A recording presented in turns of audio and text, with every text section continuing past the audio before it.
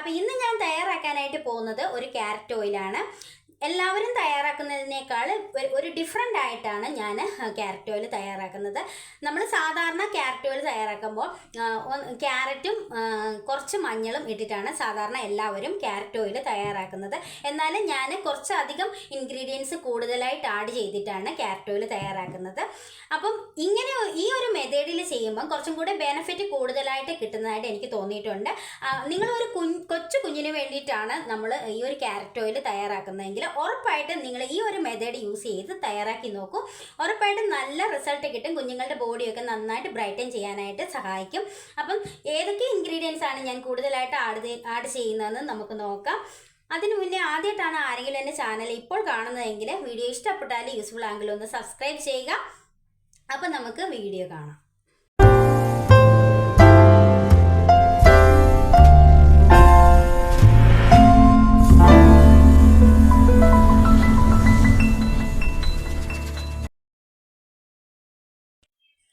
Carrot oil തയ്യാറാക്കാൻ വേണ്ടിയിട്ട് ഞാനിവിടെ എടുത്തിരിക്കുന്നത് ഈ ഒരു ബൗളിൻ്റെ അളവിലാണ് കോക്കനട്ട് ഓയിൽ എടുത്തിരിക്കുന്നത്. നിങ്ങൾ കോക്കനട്ട് ഓയിൽ നിങ്ങൾക്ക് മില്ലിൽ നിന്നൊക്കെ ഡയറക്റ്റ് വാങ്ങിക്കാൻ പറ്റുമെങ്കിൽ നല്ല പ്യുവറായിട്ടുള്ള കോക്കനട്ട് ഓയിൽ കിട്ടുമെങ്കിൽ അതെടുക്കുക. എനിക്കിവിടെ പ്യുവറായിട്ടുള്ള കോക്കനട്ട് ഓയിൽ മില്ലിൽ നിന്നൊന്നും വാങ്ങിക്കാനായിട്ട് പറ്റത്തില്ല. അതുകൊണ്ട് ഞാൻ ഷോപ്പിൽ നിന്നും വാങ്ങിച്ചിട്ടുള്ളതാണ്. അപ്പോൾ ഞാൻ ഈ ഒരു ബൗളിൻ്റെ അളവിലാണ് എടുത്തിരിക്കുന്നത്. ഇനി നമുക്ക് അടുത്തതായിട്ട് വേണ്ടത് നെയ്യാണ്, പശുവിൻ നെയ്യാണ്.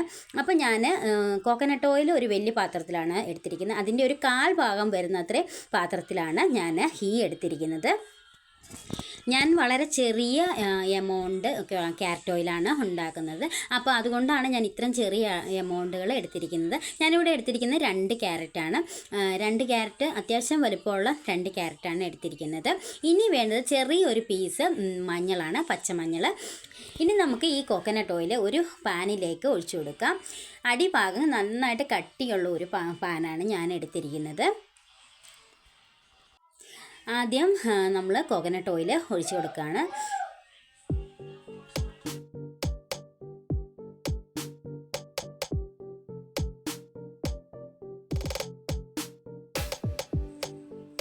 ഇനി നമ്മൾ ഇതിലേക്ക് എടുത്തു വെച്ചിരിക്കുന്ന ഗീ ആഡ് ചെയ്ത് കൊടുക്കുകയാണ്.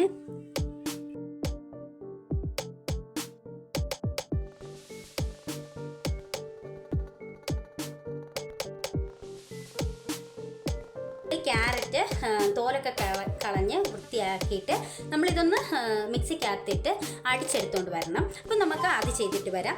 ഈ ക്യാരറ്റിനോടൊപ്പം തന്നെ ഞാൻ ഈ പച്ചമഞ്ഞളും കൂടെ അതിൻ്റെ ഉള്ളിലേക്ക് ഇട്ട് നന്നായിട്ട് അരച്ചെടുക്കുന്നുണ്ട്. ഞാനിവിടെ ക്യാരറ്റ് നന്നായിട്ട് അരച്ചെടുത്തിട്ടുണ്ട്. ക്യാരറ്റിൻ്റെ കൂടെ തന്നെ മഞ്ഞളും കൂടെ ഇട്ടിട്ടാണ് അരച്ചെടുത്തേക്കുന്നത്. ഇനി നമുക്ക് ഇതിലേക്ക് ആഡ് ചെയ്ത് കൊടുക്കാം.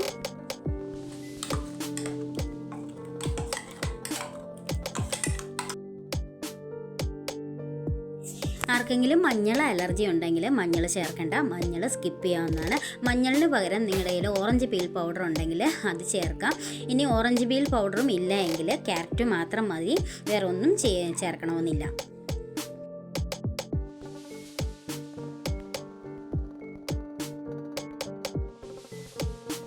ഇനി ഞാൻ ഇതിലേക്ക് ഒരു 1/4 ഗ്ലാസ് പാലും കൂടെ ആഡ് ചെയ്യുവാണ്. പാല് നമ്മുടെ ശരീരത്തിന് വളരെയധികം മോയ്സ്ചറൈസ് ആവുന്ന ഒരു ഇൻഗ്രീഡിയൻ്റ് ആണ്. നമുക്ക് സ്കിന്ന് നല്ല ബ്രൈറ്റ് ആവാൻ സഹായിക്കുന്ന ഒരു ഇൻഗ്രീഡിയൻ്റ് ആണ്. അപ്പം ഞാൻ ഇതിലേക്ക് പാലും കൂടെ ആഡ് ചെയ്യുകയാണ്. ഈ പാല് ചേർത്തുന്നതുകൊണ്ട് പെട്ടെന്ന് ഓയിൽ കേടായി പോകത്തൊന്നുമില്ല. ഇത് പാല് നമ്മൾ തിളച്ച് പാലെല്ലാം വറ്റി അതിൻ്റെ ഇൻഗ്രീഡിയൻറ്റ് അതിലേക്ക് ആഡ് ആയിക്കോളും. പാൽ ആഡ് ചെയ്തിട്ട് ഞാനൊന്ന് മിക്സ് ചെയ്ത് കൊടുക്കുവാണേ.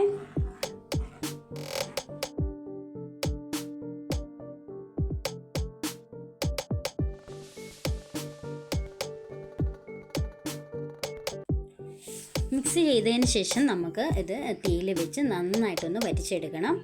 അപ്പോൾ ഞാൻ ഇവിടെ ഫ്ലെയിം ഓൺ ചെയ്യാനായിട്ട് പോവുകയാണ്. അപ്പം ഓൾറെഡി ഞാൻ സ്റ്റൗ ഓൺ ചെയ്തു.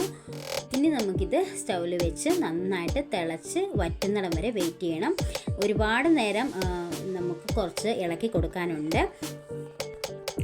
നിങ്ങളിത് യൂസ് ചെയ്യുന്ന സമയത്ത് നിങ്ങൾക്ക് ഓയിൽ തേച്ചാൽ എന്തെങ്കിലും പ്രശ്നമുണ്ടോ, അത് നിങ്ങൾക്ക് സ്യൂട്ട് ആവുമോ ഇല്ലയോ എന്ന് ടെസ്റ്റ് ചെയ്തതിന് ശേഷം മാത്രം നിങ്ങൾ ഏത് ഓയിലാണെങ്കിലും യൂസ് ചെയ്യുക. അല്ലെങ്കിൽ നിങ്ങൾക്ക് 8ൻ്റെ പണി കിട്ടും. കാരണം ചിലർക്ക് ഓയിൽ സ്കിന്നിൽ അലർജി ഉണ്ടാക്കും, ചിലപ്പോൾ കുരുക്കളൊക്കെ ഉണ്ടാകും. അങ്ങനെയൊക്കെ ഉണ്ടായാൽ നമുക്ക് 8ൻ്റെ പണിയായിരിക്കും. അപ്പോൾ അതുകൊണ്ട് നിങ്ങൾ ജസ്റ്റ് ഒന്ന് ടെസ്റ്റ് ചെയ്ത് നോക്കി കുഴപ്പമില്ല എന്ന് നോക്കിയതിന് ശേഷം മാത്രം നിങ്ങൾ കണ്ടിന്യൂ ചെയ്യുക.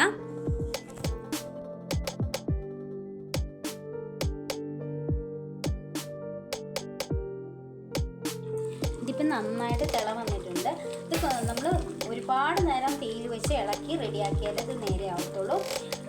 പിന്നെ ഇത് തിള വരുമ്പം തുടങ്ങി ചെറുതായിട്ട് പൊട്ടി തെറിച്ചുകൊണ്ടിരിക്കും.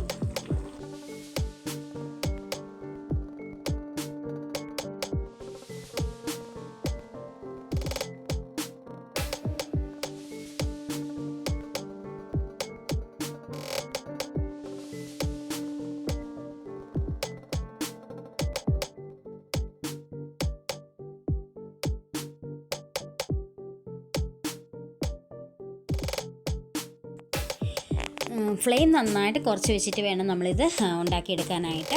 പിന്നെ ഇത് ഒരിക്കലും കരിഞ്ഞു പോരാനായിട്ട് പാടില്ല. ഒരു ബ്രൗൺ കളർ ആകുമ്പോഴത്തേക്ക് നമുക്കിത് ഫ്ലെയിം ഓഫ് ചെയ്യണം. ഇപ്പം കണ്ടില്ലേ, എണ്ണയൊക്കെ നല്ല ഗോൾഡൻ കളറായിട്ട് വരുന്നുണ്ട്. കുറേ നേരം ഇളക്കി അത് വറ്റി അത് ബ്രൗൺ ആവുന്നിടം വരെ നമ്മൾ വെയിറ്റ് ചെയ്യണം. അപ്പോൾ ഇത് നന്നായിട്ട് ഇപ്പം ബ്രൗൺ കളറായിട്ടുണ്ട്.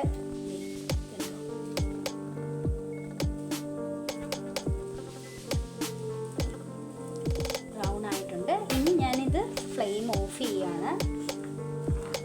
കാരണം ഇത് ഫ്ലെയിം ഓഫ് ചെയ്തതിന് ശേഷവും ഈ ഒരു എണ്ണയുടെ ചൂടിൽ ഇതൊന്നും കൂടെ ഫ്രൈ ആവും. അപ്പം ഞാൻ ഓൾറെഡി ഇത് ഫ്ലെയിം ഇപ്പോൾ ഓഫ് ചെയ്തു. അത് കഴിഞ്ഞിട്ട് ഇത് തിളച്ചുകൊണ്ടിരിക്കുന്നതാണ്. അപ്പം ഞാൻ ഓഫ് ചെയ്തതിന് ശേഷം നമ്മളിതൊന്ന് ഇളക്കി കൊടുത്തുകൊണ്ടേ ഇരിക്കണം, അല്ലെങ്കിൽ കരിഞ്ഞു പിടിക്കും.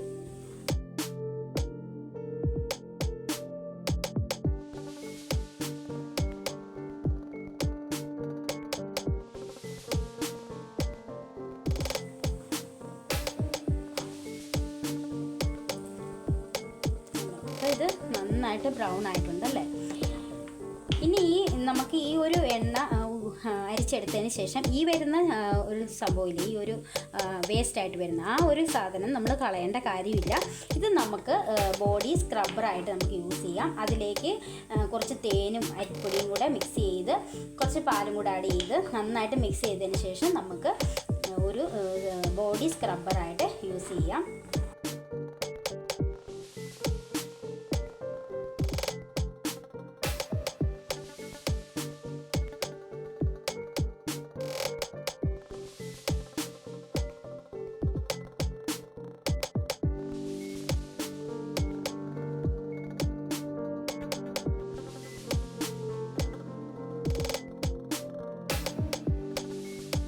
നമ്മളിത് ചൂടാറിയതിന് ശേഷം ഇത് അരിച്ചെടുക്കണം. അതിന് ശേഷം നമുക്ക് കാണിക്കാം.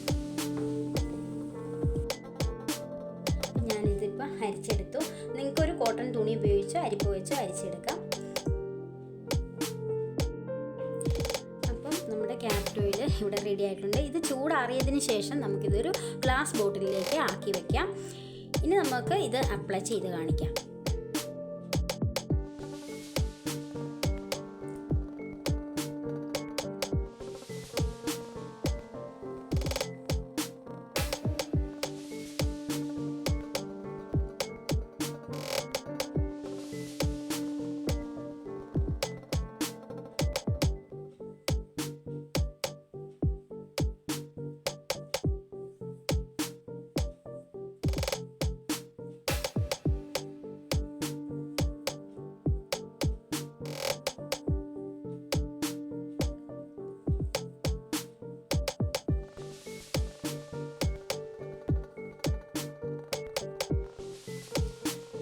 കുളിക്കുന്നതിന് 1 മണിക്കൂർ മുമ്പ് ഫേസിലൊക്കെ അപ്ലൈ ചെയ്തിട്ട് ബോഡിയിലും അപ്ലൈ ചെയ്യാറുണ്ട്. ചെയ്തിട്ട് കുളിക്കുന്ന സമയത്ത് കുളിച്ച് കയറുകയാണ് ചെയ്യുക.